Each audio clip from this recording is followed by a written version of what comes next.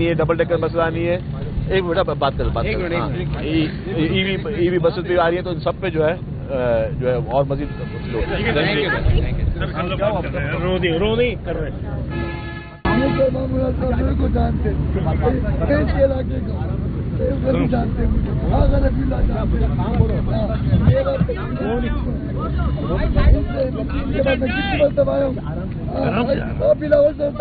बेगा पहुँचाओ, इनसे बात कर लो,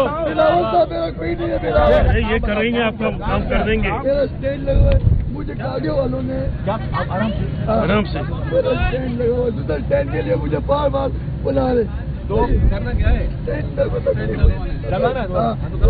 ये बस मैं 1993 की बचपाटी इनके पास ले गया, मेडिसिन चाहिए और वहाँ एडमिट करना है।